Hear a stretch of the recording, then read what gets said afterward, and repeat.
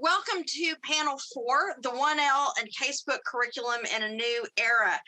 I want to introduce our panelists quickly. We have Emily Klein. There she is. Emily Klein from University of Oregon School. No, sorry, Emily Klein from UIC. Sorry, I'm just reading. I'm from Rutgers. My co-author is University of Oregon. She's not joining us today, but I'm at Rutgers Law School in Newark. Yeah, I'm looking at an old version of my schedule. We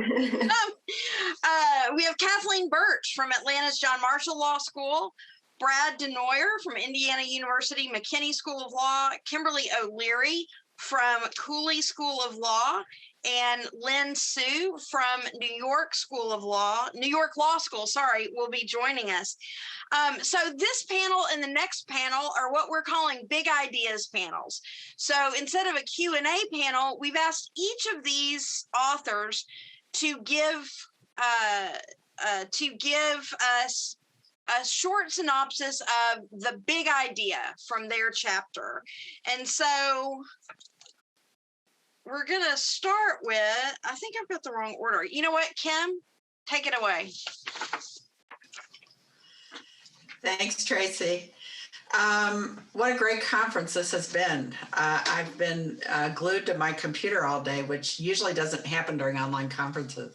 So you've heard a lot of themes come up. The order that we had agreed on, and is Lynn here?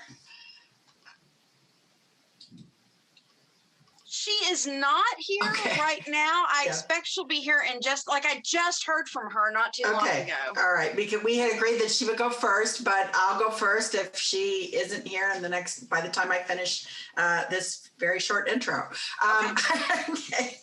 You introduced everybody, so I won't do that again.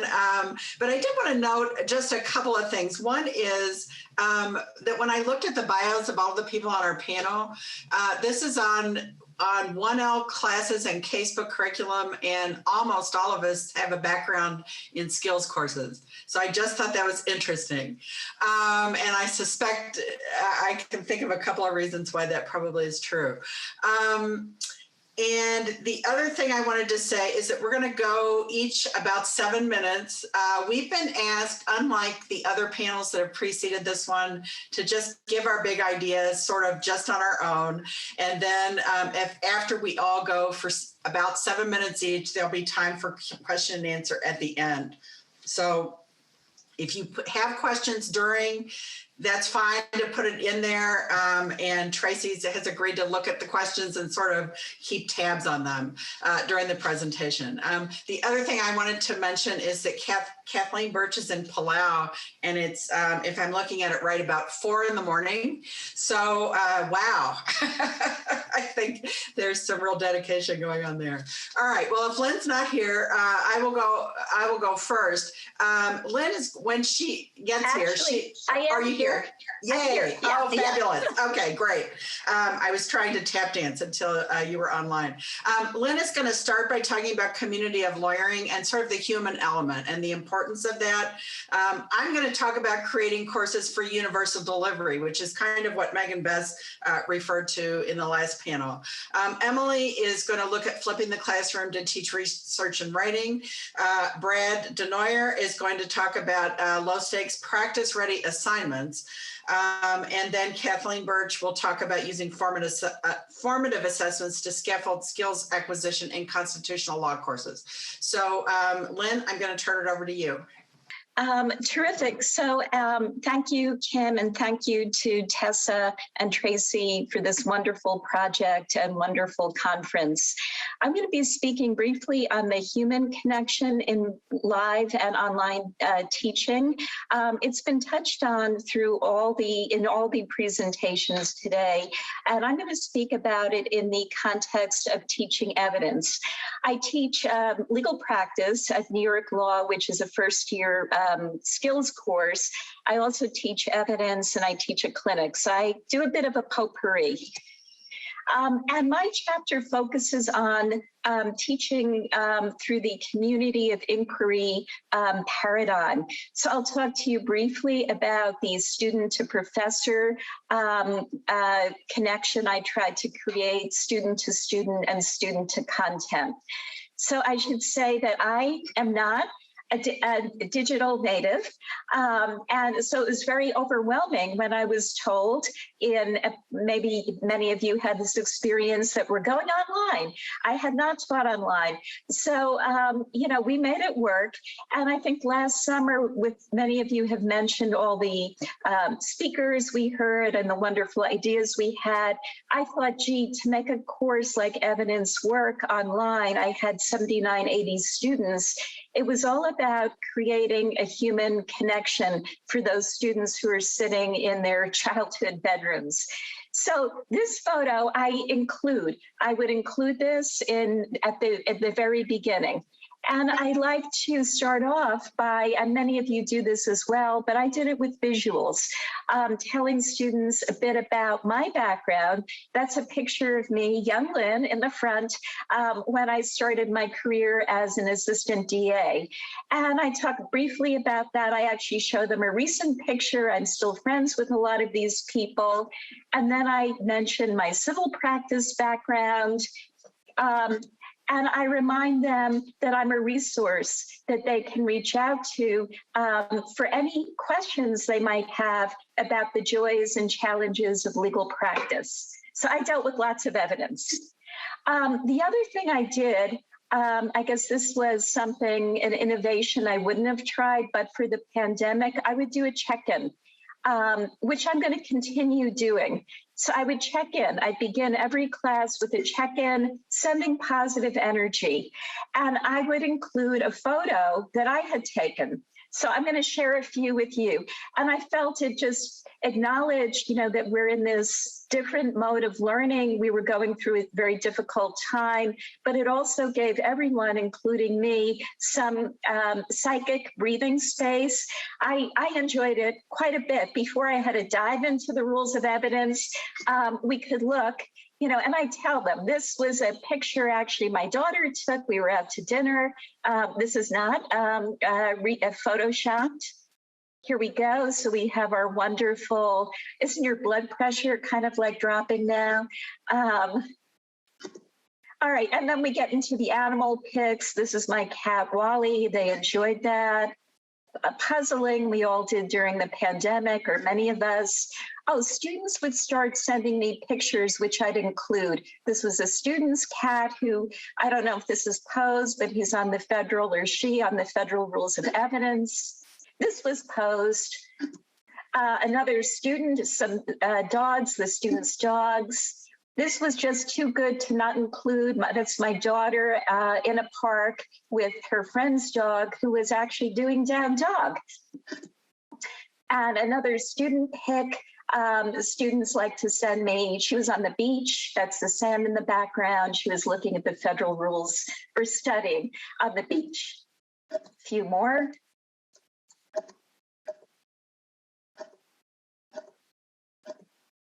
Okay. So you get the idea. I tried to create I would briefly comment on the photos if it was, we baked pies in the fall, very briefly to have establish a connection with the students, a personal connection. I had the good fortune of having teaching assistants, and they attended my class was live, synchronous. They attended the Zoom classes. So this went a long way in creating the student-to-student connection. So they were thrilled that I'm sharing their pictures. And they were, at the beginning of the course, I shared the pictures as well with my class. So we have Harini, Francesca, and Tyler. They're both studying for the bar exam right now. And it was really terrific. The teaching assistants, not only would they help me with technology, but they'd also interact with the students. They would go into breakout rooms. We'd work on hypotheticals in breakout rooms, the students would, and the teaching assistants would bounce back and forth, helping students, questioning students. And also at the end of every class, it was like bookends. I started with positive energy and we ended with a study tip of the day. And this would be delivered by one of the TAs. And they created a list of 28. We had 28 classes, study tips. And at the end, we had something on our Blackboard. But it was really nice. And it gave them an opportunity to speak to the students and close out the class. So in terms of content, connecting students with content, I used PowerPoints.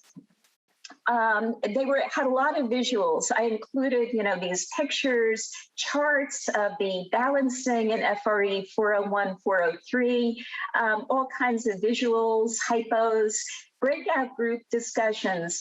I would do probably one in every class to break up the, looking at me on the screen or looking at the PowerPoint. They would maybe enroll. I think Ann Nowak mentioned going into role in breakout rooms. We did that quite a bit. I used polls. As I got more comfortable with Zoom, I started using polls, which was really great. After we covered a topic, say character evidence, the next class I do a poll at the beginning with a few quick questions, and then we discuss it. This was really wonderful. Student-created videos and visuals. I invited students to create videos on a rule of evidence. So they would write a script, they'd send the script to me. It was more work, I'd have to review the script to make sure the, questions they were asking were on point, but they create a script and then they'd film a video where they were play acting, but it was also relating to something we were studying in the course. And I'd show it in class, and I'd also post it on Blackboard.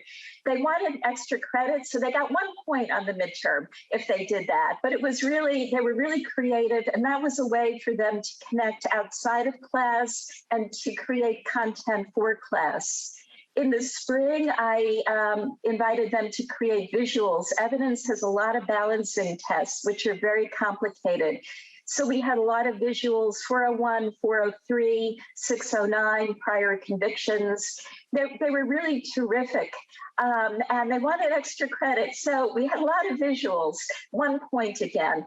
Hypos and real case scenarios. The Shogun trial, of course, occurred in the spring while we were talking about expert testimony. So I used that as a springboard to launch into discussion on expert testimony.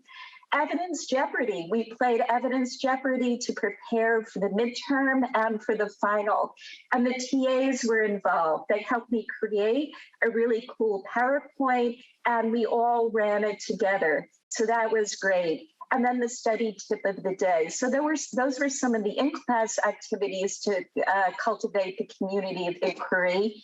Out of class, we had ungraded quizzes, a take-home group essay. I assigned groups and they had to write an essay, ungraded, answering a question that was very similar to one that would be on the final. I had review sessions and individual meetings. So that is a thumbnail sketch of how I tried to cultivate community and make connections in evidence. I will say my fall semester at the beginning was a struggle. My internet connection was not good. I had to upgrade my speed, so it was rocky, but I'm sharing this quote. This was from the spring, and I was like, yes, okay, it's getting through. Students did recognize that I was really trying to create the human connection, so I thought I'd share this with you. And, I think moving into live teaching, I'm not going to be hesitant. Maybe Tracy had mentioned this, a hesitation to try out new things that maybe are a little off the beaten path. I'm going to go for it. Thank you. This is a picture. I did goat yoga recently that will make it into my slides this fall.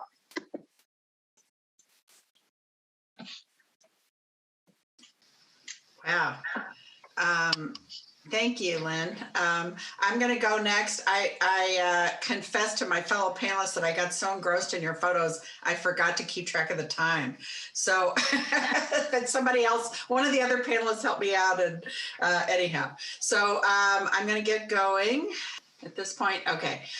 So I'm going to try to go through this sort of quickly, but let me just say that kind of the big idea here for my chapter is using a first-year property course as an example of how you can design a course in a way that you can easily switch different types of teaching modes. And one of the things that made this a little bit easier for me is that I was a clinical teacher for almost 30 years before I ever taught a doctrinal casebook course, and decided about 5 years ago that I wanted to go into the classroom, doctrinal classroom first year. I wanted to take my clinical tools into the first year and see if it worked.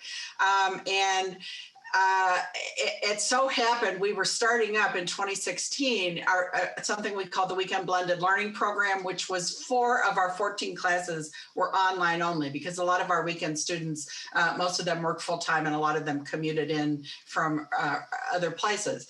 And so, several of us sort of jumped into the first year curriculum that first year with just four classes online, right? So we got kind of our toe in the water of this. And by the time I got to January of 2020, I was actually teaching 77 property students, but half of them were in a day section where they came in person, and the other half were online just for these 4 classes out of the semester. And what I had realized by that time was that you could use online techniques for in-person students, and then of course we alternated between the online and the in-person for the weekend students, and so I actually had asked for a room in January of 2020 for my in-person students that had big round tables because I was doing a lot of group work. And so here I am teaching a first-year doctrinal casebook course, but fully a third of a 3-hour class would be spent where the students were doing group work in the room. And the other thing I had decided early on is that I had developed 2 asynchronous weeks for my weekend students. And I decided I was going to use the asynchronous weeks for my in-person students.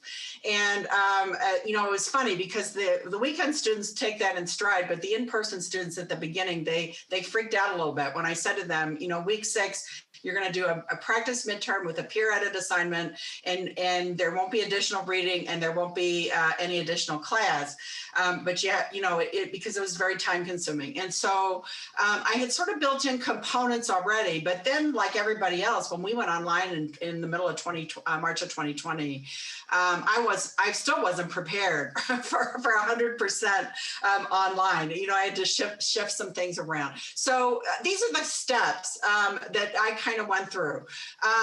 First, to just differentiate what are the modes of instruction, using a backwards design process to design the course, and exploring which aspects of course design are different depending on the mode.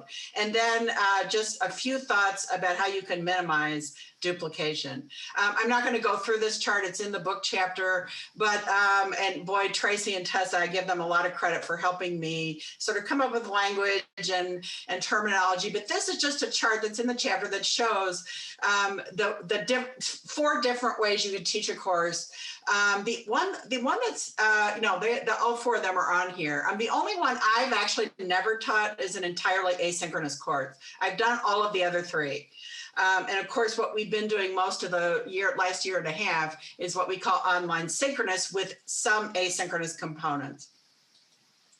And then Chris Church, who's on the panel following this one, she and I sort of designed, she did most of the work on it, this backwards design chart for help planning courses.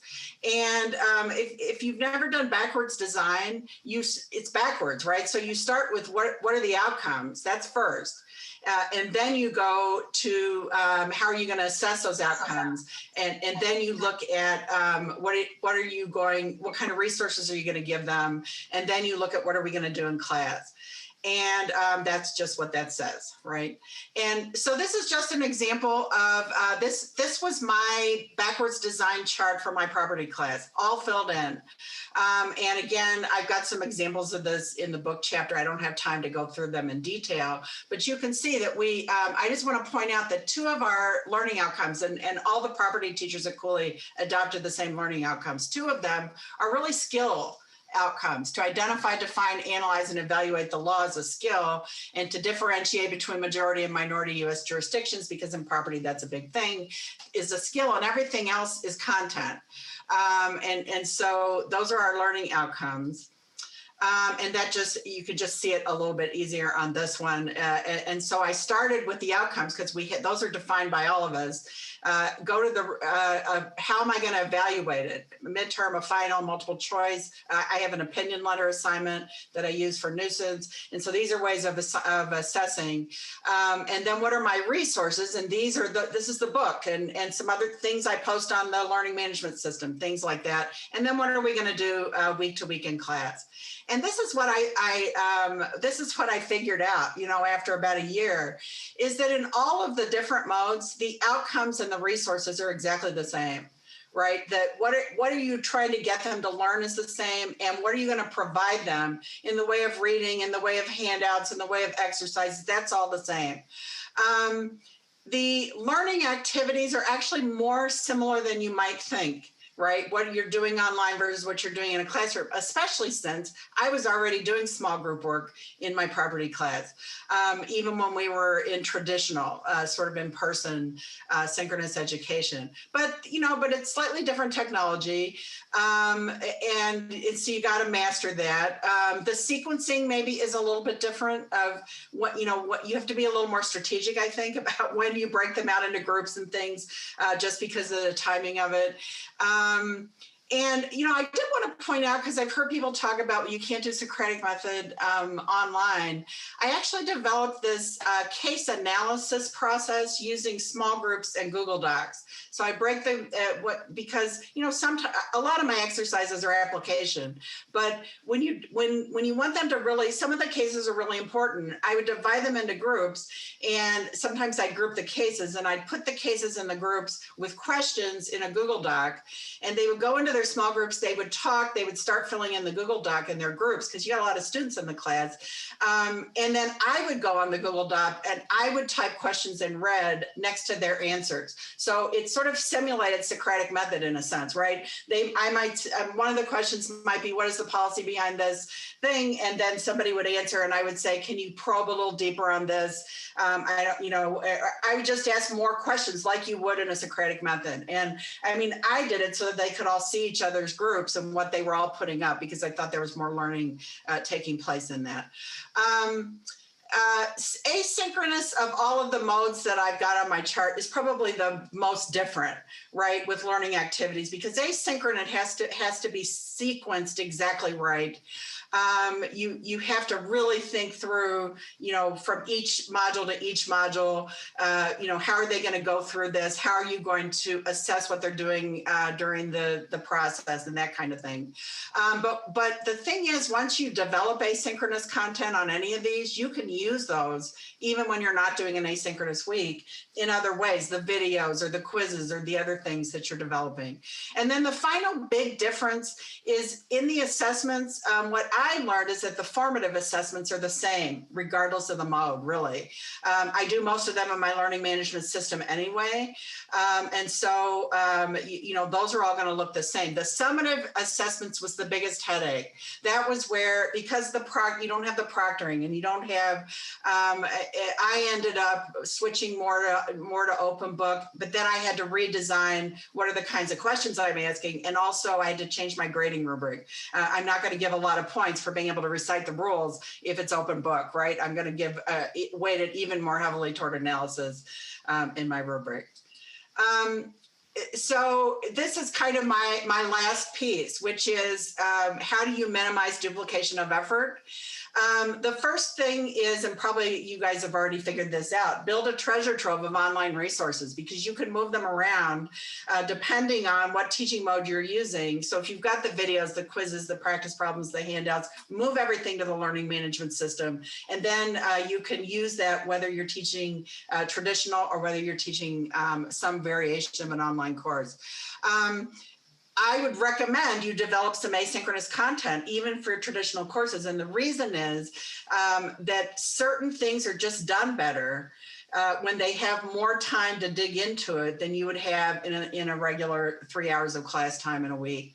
So I think doing that also gives them a little bit of a break at certain time, not a break in terms of amount of work. It's the same amount of work, but in terms of flexibility of when they do it. I think, again, I've heard other people saying this, make the learning management system the center of your courses. It was the center of my course before we went in emergency mode, and it's even more so now, so that everything is there. They can access everything there. And then number 4, I think this is the next thing. When we go back, we start adding digital technology into our traditional classroom where it's useful and where it's helpful. So some kind of polling tools, that some people were already using, and I was using a little bit of before. I would do more of what Tracy was talking about last panel about seeing if there's a way we could get students to ask questions through a chat-like feature, even though we're in the regular classroom. Certainly having the screens where students can weigh in on things. So these are things, I think this is the next step, is how do we take the best of the tech and put it into the traditional classroom. And when you do that, it just makes it much easier to go back and forth between these different types of teaching modes. So that was my piece. And I am going to turn it back to Emily Klein from Rutgers. Hi, everyone. I'm Emily. I'm an assistant clinical professor at Rutgers. I teach LRW. I also teach appellate advocacy. And I'm going to talk today a little bit more specifically about teaching research. And I actually co-authored the chapter with Megan Austin, who's out in Oregon. She is not on the panel today, but our chapter was on designing and teaching online research classes. So the premise of the chapter was really to integrate learning-centered online course design for teaching legal research in both an asynchronous and synchronous learning environment. Megan really talked about asynchronous techniques to teach research. I'm going to focus on teaching strategies that incorporate both asynchronous and synchronous formats using a flipped classroom approach. And these ideas that I'm talking about and the ideas that are in the chapter are really things that can be used either in a first year LRW class, also in advanced research courses, other skills courses, any class really where there's a research component, clinics, things like that. My goals in designing these strategies and what I was really most concerned about going into this Zoom year was particularly for first years, fostering community, increasing ways in which students could collaborate, actually teaching collaboration skills themselves, which is a very important skill for lawyers to have, and then just generally allowing students a space to have where they could get to know each other and spend time with each other, because I was very concerned with the first year students that they were not going to have that space and that it was going to be a very isolating experience for them. So I focused the chapter on using the flipped online classroom approach to try to accomplish all of these goals that I had in mind at the beginning of the semester. Asynchronous and synchronous platforms really work very well with the flipped classroom, and the flipped classroom is also very effective for teaching legal research.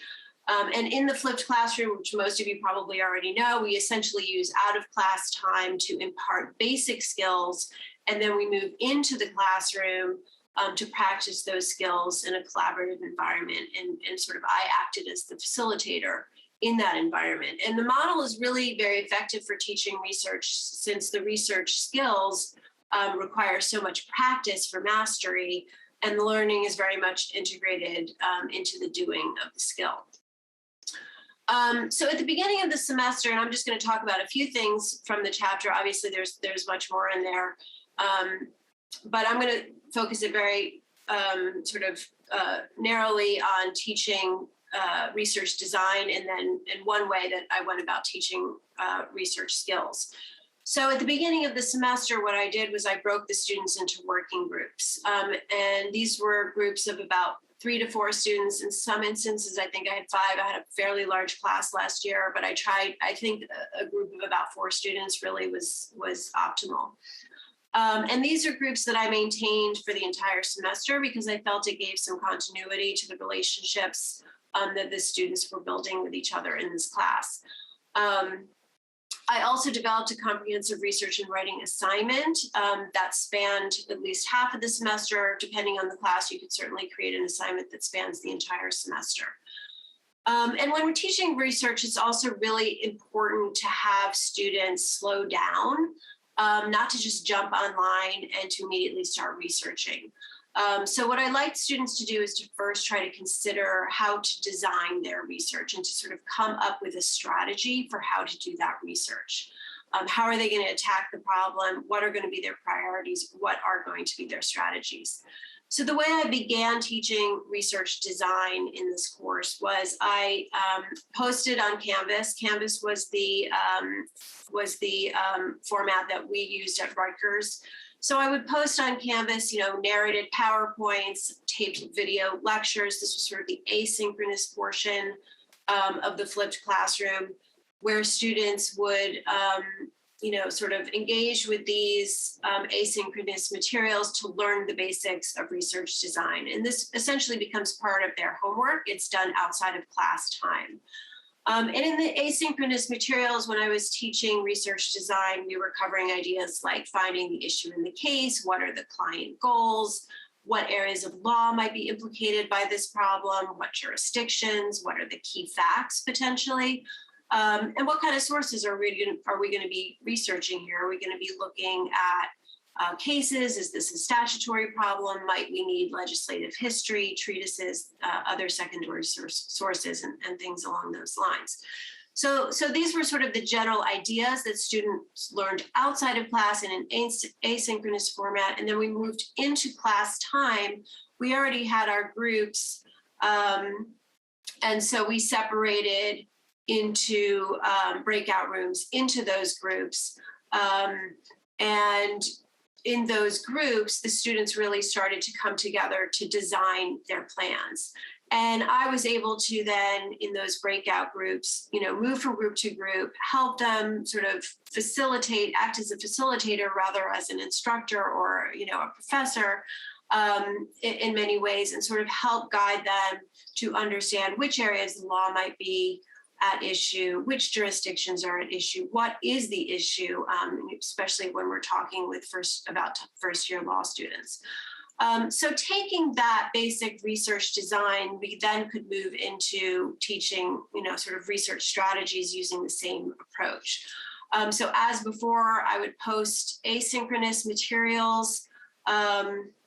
This could also be in conjunction with, whatever Lexis and Westlaw is training the students. So you could either add to those materials through your own asynchronous materials, which is what I did. If it's a first-year class, certainly they're probably around that time going to be having some sort of Westlaw or Lexis training. And in those materials, I would review, types of searching techniques, natural language versus Boolean language, citator searches, things like that. What I found worked really well, and this is certainly something I know we were just talking about, Kim was just talking about sort of how we're going to be adding digital technology into the traditional classrooms. This is something I will certainly continue with moving forward, is that I took these same groups, I gave them about 40-minute blocks, and I joined that block with them. And then we started researching. And it was really great because we were able to, either I would do this or one of the students would do this, is actually pull up Lexis or Westlaw on the screen. We would share the screen. And then we would just really collaborate in terms of how are we going to find the relevant cases, find the relevant statutes, and sort of work off of our design strategy to get to the point where we wanted to go. And it was wonderful because we were in real time. We could compare ways in which researching different methods worked better than others. Did Boolean language work better here? Did natural language work better here? How did the citator searching work and all of that? And we were all very present and involved. And I had not found that to be the case in the traditional classroom when we sort of worked in groups. It was harder to do that in terms of researching and all being present. And so I really found that to be a great experience. The other great thing about working online in those groups and sort of those blocks of time was that, when you sort of give a group an assignment, they may go off and only one or two students will actually do the assignment. But where you're present online in real time, you can make sure those quieter students, the students are sort of maybe checking out a little bit more, are actually engaging with you because you are there with them. And so I think that was a real advantage as well. And I'm seeing my time is kind of coming up, so I don't want to take up too much time. But my chapter, Megan, our chapter really discusses other ways of assessing research, evaluating research, synthesizing the research. And so, I do hope that everyone gets a chance to read it. And I'd be happy to answer any questions that you all have at the end of this session. Thank you. The next speaker is Brad Denoyer from IU McKinney School of Law. Hello, everyone. So my name is Brad Denoyer, and my chapter focuses on asynchronous courses and how we can leverage these courses to provide students with practice-ready assignments and why those assignments are useful in general, and particularly in asynchronous courses. So we know that legal education has long been criticized for not preparing students for practice adequately. And we know that ABA has attempted to partially answer these concerns with Standard 314 and demanding formative assessment throughout the curriculum. So at the same time, law schools, though, have been creating online courses. And as such, the ABA has chimed in and created distance education standards that call for regular and substantive interaction between the professor and the students. So it's where these two standards intersect, that I decided to build an asynchronous course, Education Law, a course that could answer the call for regular and substantive interaction with regular formative assessments. And I wanted to make these formative assessments practice-ready assignments, low-stake, practical assessments that would comply with ABA standards, making a high-value means for supporting student learning. And I thought that this could partially be a way of answering the Carnegie report's call to seamlessly integrate teaching of doctrine, skills, and values together. So today I'm briefly going to discuss what practice assignments might look like, and then some of the assignments that I used in my class, which were primarily E-Memos and policy papers. So when it comes to these practice-ready assignments, it's helpful to look at how many professors structure asynchronous courses. For me and many others, a course is typically broken into weekly modules. The module might include, for example, a reading, a video lecture overviewing the readings, and a low-stakes quiz to ensure that the students did the reading and watched the video. For education law, students did this twice a week. So they read the cases and other materials, watched a video lecture over the readings, and completed a quiz, and then they did it again. And as the last part of the module, professors can engage further with the students by giving them a larger formative assessment. And this was the perfect time, I thought, to give a practice-ready assignment, which is an assessment that has the students adopt the persona of an attorney and solve or evaluate a legal problem, often on the behalf of a client. there are a lot of possibilities of what you can ask students to do, from negotiating with other students to writing a risk assessment to compiling a complaint. And each possibility has specific benefits. A complaint, for example, would ensure the students understand the elements of a cause of action and how to explain those elements meet a hypothetical fact pattern. So the students would be showing their knowledge of the elements while complying with the requirements of Twombly and Iqbal and creating a legal document at the same time. And this is precisely the type of activity that lets you and the students assess the students' learning and prepare the students for practice. When it came to education law, I wanted to focus students on writing about the law. I primarily teach LRW, and I've taught it for about 10 years, and I know how much students can learn about an area of the law by writing about it. But writing is a recursive process. It demands learners gain doctrinal clarity. They have to articulate an analysis and logically organize their points. So I thought writing is an ideal pedagogical tool, and it will help us learn. But since I didn't want students to write these huge memos or appellate briefs, I needed something much shorter. And it turns out that the much shorter thing I could use was E-Memos. So I recently did a empirical study about how attorneys write in practice. And what I found was that E-Memos are the primary means that attorneys use for communicating legal analysis. And these E-Memos, typically do not exceed 2 traditional pages and are usually completed in under 48 hours. So even though E-Memos are short, excuse me 1 second here. Even though E-Memos are short, they require a conciseness that really focuses the students' learning. So they're not doing a scattershot approach to just writing everything they know. They're really focusing and trying to tell you exactly what the question calls for. And it crystallizes the points quickly and reveals to you and to them whether they really comprehend the material. So, for example, in education law, students write their first E-Memo during the second module, the second week. And I tell students they are now an attorney representing a school district. Students then read an email from the superintendent asking them whether a high school teacher can be terminated for a tweet. And that week we covered teacher termination.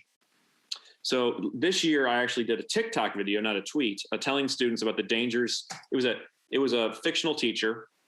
My best friend recorded a TikTok video where he railed against mask mandates and called the school board a bunch of tyrannical leaders because they wanted people to comply with mask mandates. And so the question was whether the superintendent could suspend or terminate that teacher. And students had to write an E-Memo, about 2 pages, answering that question using the information we learned and then applying it.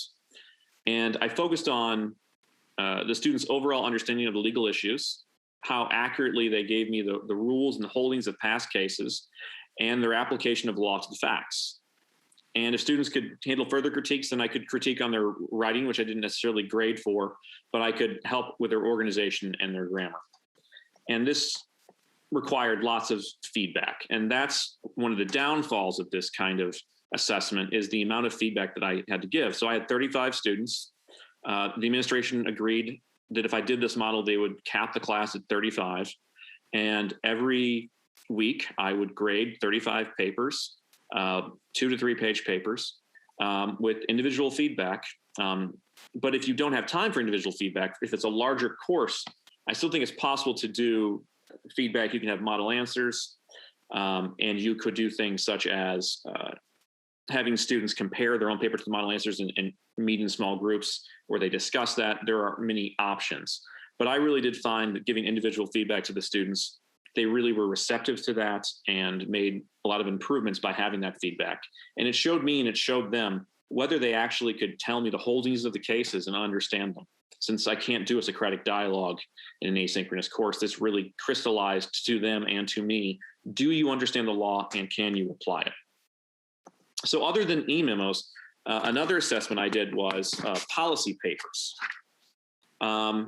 Policy papers I wanted to have students really work on policy arguments and whether they understood the policies behind the law. And adequate discussion of education law can't be divorced from societal issues and problems.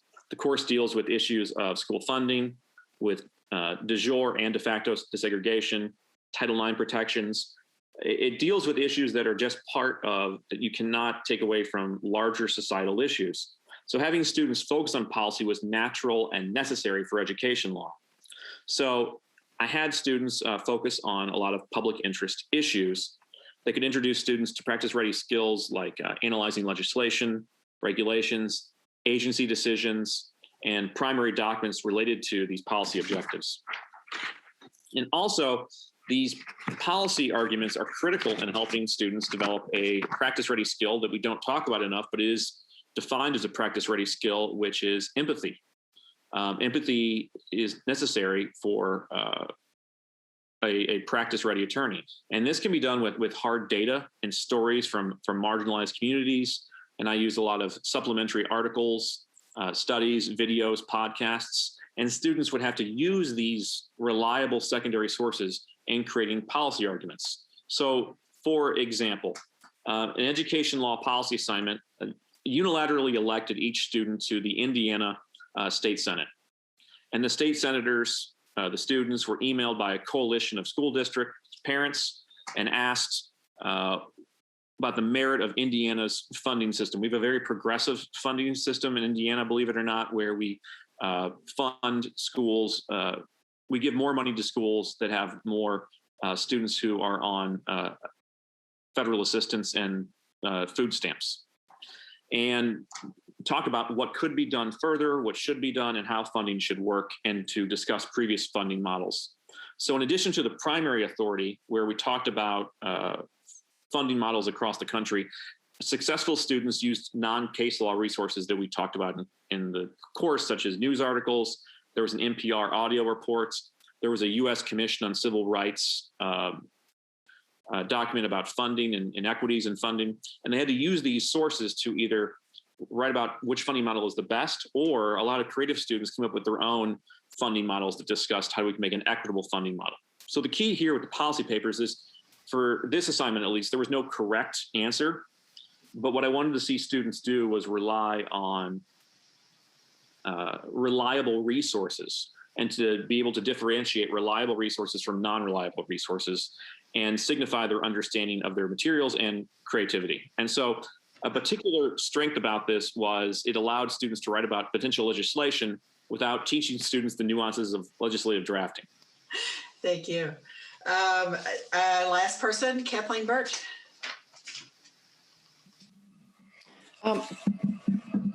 Good afternoon. I had to think for a moment what I was saying.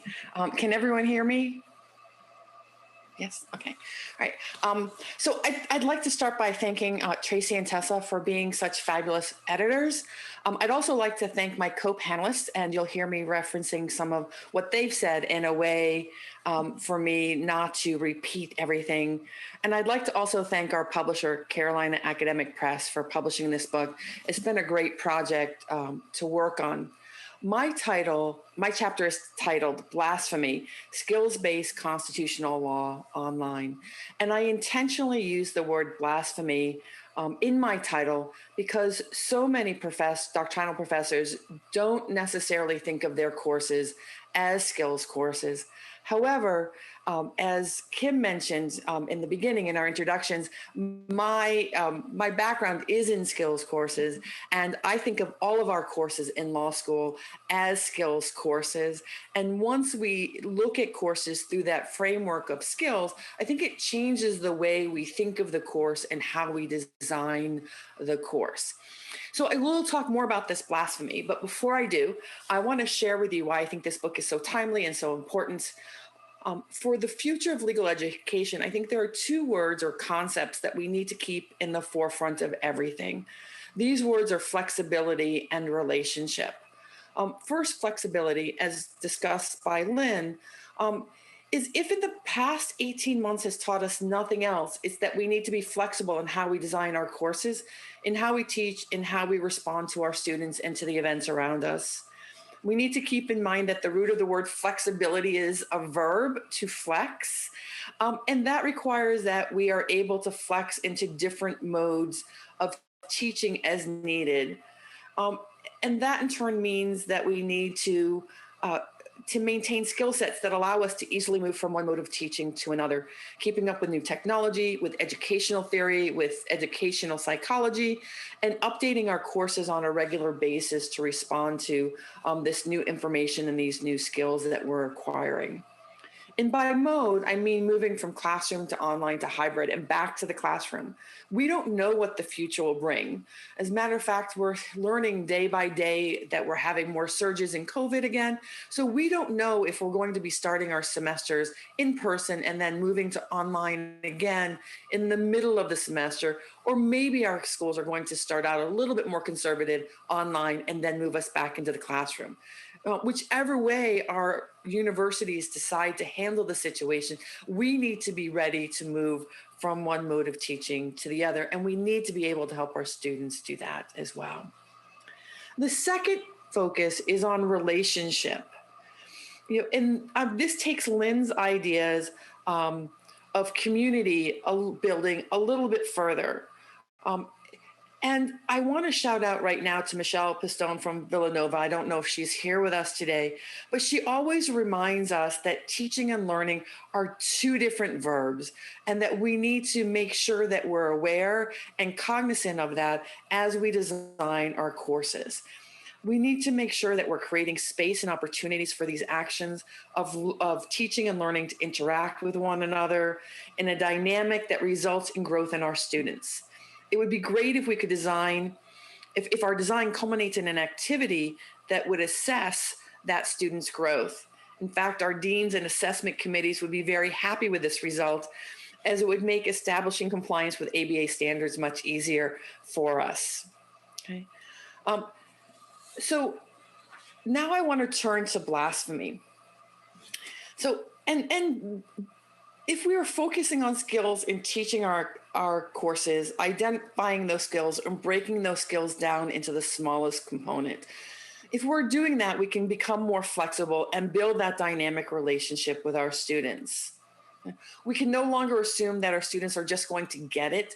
We need to actually model the process step by step in order to ensure that our students are going to get it. And I think that actually goes back to the Carnegie report that Brad has mentioned as well, that we as the experts really need to model for our students what it is that we are doing. My chapter walks you through how to actually do this and build it into your curriculum. I provide specific examples of assessments. Although my chapter focuses on constitutional law, the process I use can be described for any course, and it can be described for courses that are taught in the classroom, online, completely asynchronous, or in a hybrid. My constitutional course, law course for several years now, has been a hybrid course where I've actually moved quite a bit of my material to an asynchronous portions. My civil procedure class is mostly synchronous, and my educational law class, which I'm going to be teaching this upcoming semester, is going to be 90% asynchronous because I'll be in Palau and my students will be someplace in the United States. So where do you start in this process? Okay. Your synchronous time with your students is limited, which makes it the most precious. So I always start with identifying what it is I want to accomplish in my synchronous time. Once I know what I want to accomplish in my synchronous time, that leaves everything else as a possibility to move to asynchronous time. The next thing I do is I start by identifying what I call skill sets. You might want to call this your learning outcomes, because when we're talking about developing skills, we want those skills to be mastered, which then means that they are outcomes of our course as well.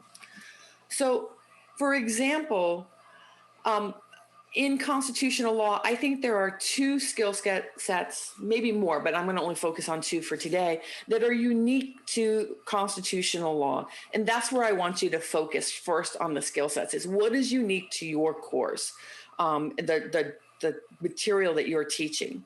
So for con law, I think the two concepts or two skill sets that are unique to con law are, first is how to use the canons of constitutional construction to interpret the Constitution.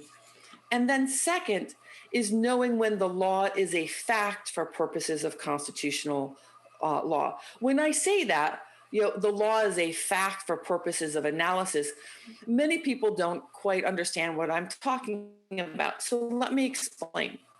Okay. In most courses, we're asking the students to apply the law to a set of facts that are given. But in con law, we have to determine whether or not the law that is going to be applied to the facts of the client is actually constitutional before we can apply that law to the facts. So the students have to be able to understand how to discern what facts are actually the purposes for analysis in constitutional law, which is a different skill set than we're teaching them in all of our other doctrinal classes. And I see that my time is up. So you'll have to read my chapter to know how I actually scaffold these skills. I can testify from my own experience. It's very hard to get even the big idea in 7 minutes.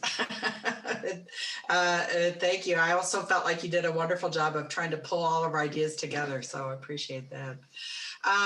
Do people have any questions? If you do, you could put them in the chat.